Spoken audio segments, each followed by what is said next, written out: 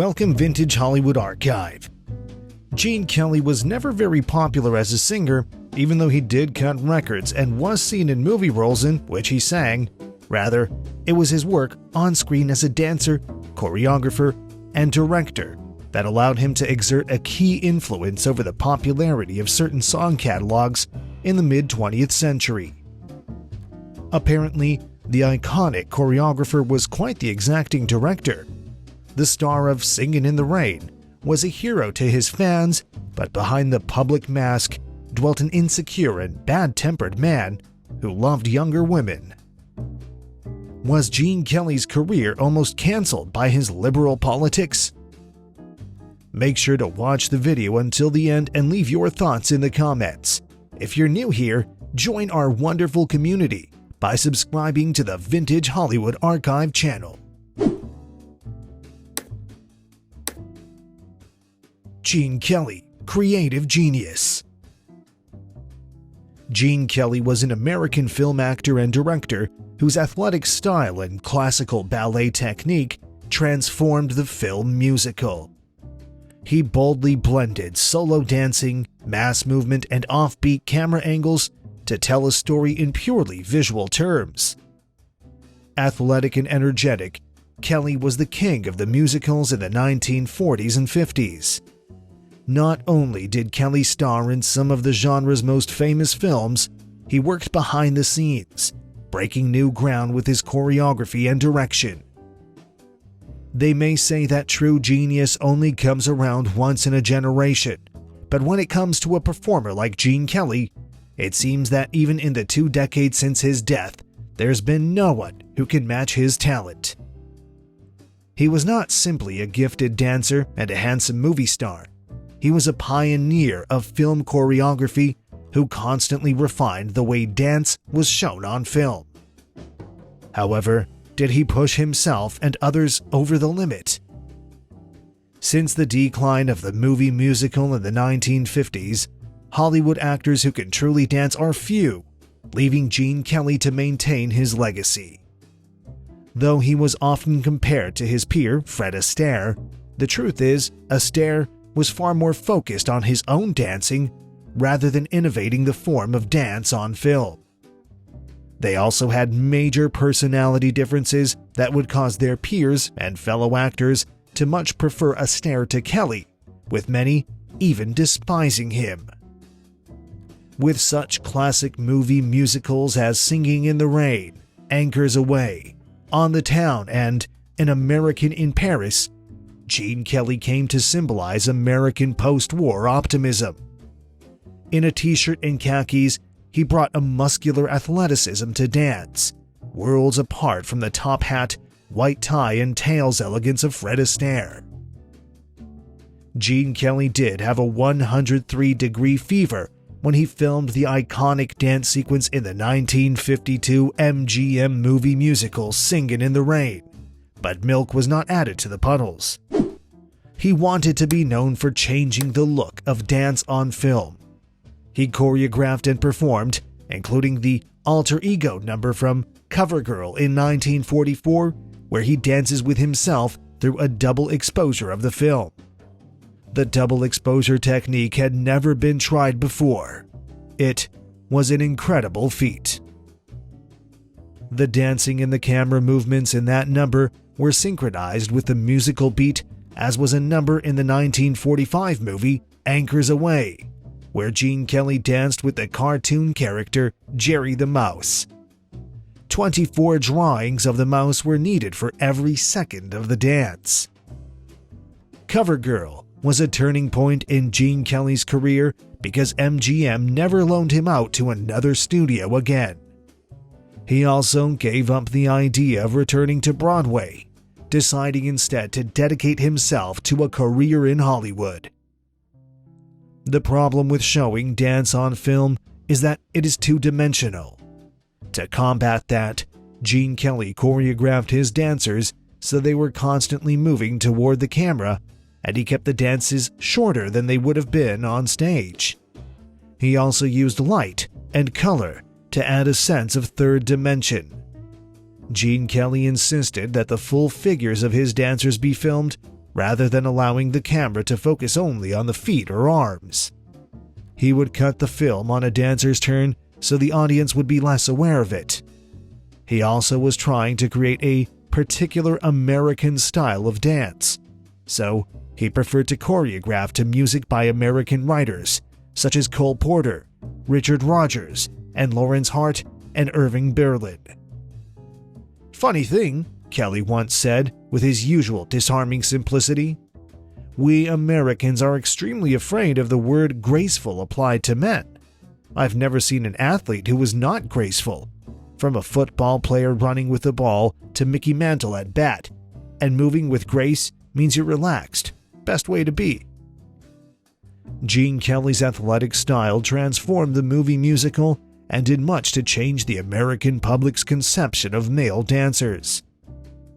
Yet behind Kelly's gymnastic exuberance hid a ferociously competitive egoist with a savage temper, a secret side and a penchant for younger women. Born into a family of dancers, Gene Kelly would find it hard to escape from the expectation of carrying on the family business. His parents were the owners of a Pittsburgh dance studio, which was all the more reason for Kelly and his brothers to dance. Though he didn't realize it in his youth, dance and choreography would become his calling. Not just to present it on screen, but to blur the lines between styles, turning it into a form of his own. In 1929, Kelly left for Pennsylvania State College, but because of the Great Depression, his family lost their money. The Great Depression was a time of worldwide economic trouble that led to global unemployment and poverty. Kelly had to move back home and attend the University of Pittsburgh in order to save the cost of room and board. While at the university, Kelly worked a variety of odd jobs to pay his tuition. He dug ditches, worked at a soda fountain, and pumped gas. Kelly's mother began to work as a receptionist at a local dance school. She came up with the idea of the family running its own dance studio. They did, and the studio was a big success. After Kelly graduated from the University of Pittsburgh, he taught dance for another 6 years. In 1937, he left for New York City. He believed that he was talented enough to find work, and he was right. He got a job in a theater his first week in New York. Kelly's big break came in 1940, when he was cast as the lead in the Rodgers and Hart musical, Pal Joey. On seeing the play, film producer David O. Selznick offered Kelly a Hollywood contract, and Kelly accepted, doing so because Selznick did not require a screen test of him. Before leaving New York in 1941, Kelly choreographed the hit musical Best Foot Forward. MGM executive Louis B. Mayer caught Kelly's stellar performance and offered him a movie contract with his studio. In 1942, Kelly made his film debut opposite Judy Garland in For Me and My Gal. Garland was only 20, but already a major star. Judy hadn't been fully sold on making the film, which was being directed by her then-husband, from the beginning. However, after beginning to work with Kelly, she worried that she would be overshadowed because his role was much flashier. Kelly had been excited to give his artistic input, but it made Judy even more insecure. She had seen Kelly's work and insisted that Kelly have the role. She tutored him how to act for the movies. Kelly immediately endearing himself to moviegoers with his carefree acting and spontaneous athletic dancing style. It was not until he was loaned to Columbia Pictures to co-star in the Rita Hayworth musical CoverGirl that he was able to bring his own special artistic vision to the big screen. Kelly told Interview magazine, "That is when I began to see that you could make dances for cinema that weren't just photographed stage dancing. That was my big insight into Hollywood, and Hollywood's big insight into me." Before Kelly's arrival, the movie musical had been divided into essentially two basic styles: the splashy, impersonal, girl-filled extravaganzas of Busby Berkeley and the intimate personality vehicles of Fred Astaire. Kelly often played a guy who felt that the best way to get what he wanted was to impress people. However, he learns that his brashness, self-confidence without politeness, offends people. In the end, he succeeds by being himself. Kelly's character had much of the average guy in them, and this quality appealed to audiences. His character seemed so natural that people who saw his films did not always realize how very sophisticated and complex his dancing and choreography were. For as much as he was able to innovate as a dancer, Kelly struggled with insecurity after moving to Hollywood. He felt his skills as an actor were better suited to the stage than to film, where both he and his critics felt like he was overselling. Kelly would reflect, "I would have loved to have been as good as an actor as Spencer Tracy or Marlon Brando," said Kelly. "I was a very good stage actor, but in films, I never was quite as good, just passable." Kelly never really had the proper chance to try creating a popular new musical idiom for the 1960s outside of Hollywood. He made, in retrospect, a terrible decision. He left Hollywood at the height of his career to go to Europe to make 3 small, low-budget movies, ostensibly to save money on taxes. This time period also, coincidentally, coincided with the second round of the blacklists. Gene Kelly abruptly left for England in late December 1951 and stayed away until August 1953. Kelly went to Europe for tax reasons. However, critic and filmmaker Peter Wallen suggested that the liberal Kelly went abroad with MGM's blessing to avoid being connected with the second wave of blacklisting in 1951 to 1952. He had been threatened with blacklisting by an article in the American Legion magazine and may have decided to leave the country rather than face further harassment. Kelly once explained his long stay in Europe as, "Metro-Goldwyn-Mayer's my employer. They decide what I'm to do." Gene Kelly was very politically involved with left-wing causes during his career, much like his wife Betsy Blair, who was blacklisted. Although Gene never belonged to the Communist Party, or even attempt to as his wife did, he did support the rights of those who did. "We formed the committee for the First Amendment because we thought the people in Washington had gone too far. Everyone was being branded. If they couldn't brand you a communist, then you were called pink. We formed the committee not to protect communism, but to support the right to free speech. There was a cloud of uncertainty hanging over this town which tarred a lot of us. People were afraid. They were losing their jobs. They had wives and kids to support. They just caved in. Even the movie moguls who knew the blacklist was wrong gave in. People were so scared of losing their career, scared of being disgraced. And for what? Because of a political opinion? Gene served as a master of ceremonies at a progressive rally in October 1947 in support of the unfriendly witnesses about to leave for Washington, D.C. to testify before the HUAC.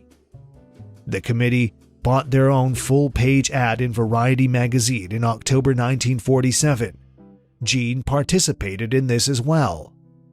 They used it to publish a statement of their beliefs, which were mostly constitutional, but also included the insistence that while the group was opposed to communism, mass hysteria is no way to fight it. The American Legion magazine published an article in December 1951 titled, "Did the Movies Really Clean House?" The article threw Hollywood into a state of panic. The article listed every major studio, along with the projects of those accused, supposedly providing a long listing of associations with communist movements, of people still active in films, of the studios which they worked, and of their current productions. 8 such films now in production or currently showing are from the studios of MGM, to wit: Number 1, Singin' in the Rain, entered the production stage on June 18, 1951, with Gene Kelly in the stellar role. Kelly signed the Variety advertisement and was master of ceremonies at the Rally of Progressive Citizens of America, which bitterly attacked the investigation of communists in Hollywood. 2. Huckleberry Finn entered production in October 1951 with a cast which included Gene Kelly and Danny Kaye. 3. An American in Paris was released in September 1951 with Gene Kelly as its star. The article invited the accused celebrities to reverse their 1947 stand. They are, of course, at liberty to take out another full-page ad in Variety in an attempt to undo their mischief, and many stars did offer a mea culpa. The article ended with, "Only an aroused public opinion is likely to exert the necessary pressure to cleanse Hollywood of all communist influence." The only real accusation against Gene Kelly wasn't that he was a communist, it was that he was against HUAC and the accusers. It just doesn't make sense that the studio would allow him to go to Europe just to save money on his taxes when he was at the height of his career. They didn't take requests, and they denied him plenty over the years. When Kelly returned to Hollywood in 1953, although he didn't have to name names or apologize for his deeds, he still had to publicly announce his support for Roy Brewer to be allowed to go back to work. His private life and portraits of him in the press suggested a well-adjusted, rather ordinary fellow. No scandals, no controversies, just a quiet but busy life. Gene Kelly's life was on an upward path by the time he was 28, but the up-and-comer still felt that something was lacking. Some say it was an inherent lack of confidence that caused Kelly to latch onto younger women, which is exactly what he did when he met Betsy Blair. Blair certainly had showbiz aspirations, and Gene could help her to achieve some of them. However, she was only 16 to his 28 when their romance began. Kelly was determined to bring excitement to his 17-year-old bride's life. He took her to glamorous parties, helping her make Hollywood connections rather than forcing her into the role of stay-at-home wife. The two made their official move to Hollywood shortly after their wedding, where they became known for being prolific party hosts. Kelly's wife gave birth to their daughter when she was only 18 years old. Following the war, however, Kelly would throw himself back into innovating dance in Hollywood, spending far less time than he should have with his daughter. Jeannie Coyne had fallen in love with Kelly. With Kelly's own marriage to Betsy Blair in dissolution, both couples divorced, and Kelly eventually married Coyne in 1960. Jeannie Coyne died of leukemia in 1973, leaving Kelly to raise their two young children alone. In 1985, Gene Kelly was tapped to begin work on a documentary. Working alongside him was a young woman named Patricia Ward. Though Kelly was already in his early 70s, Ward was still in her late 20s. Despite the age difference, the two found that they had a lot in common, including a love of poetry. Even in his twilight years, Kelly couldn't help but be romantic, and soon wanted to woo the young woman who seemed smitten by his old-school charm. Even in Gene Kelly's last few years, he managed to invoke shock when he married his third and final wife, Patricia Ward Kelly, who was only 31 while Kelly was 77. They had met when Kelly hired her to help him write his memoirs, but he found romance bloomed even in his twilight years. At his death in 1996, it was said of Kelly, just as he confirmed his place as one of the most important talents ever to work in film, he went downhill so fast you hardly saw him go. In 1994 and in 1995, Kelly suffered a series of strokes. He died on February 2, 1996, at his home in Beverly Hills, California. If you liked this video, don't forget to give it a thumbs up and subscribe if you are new here.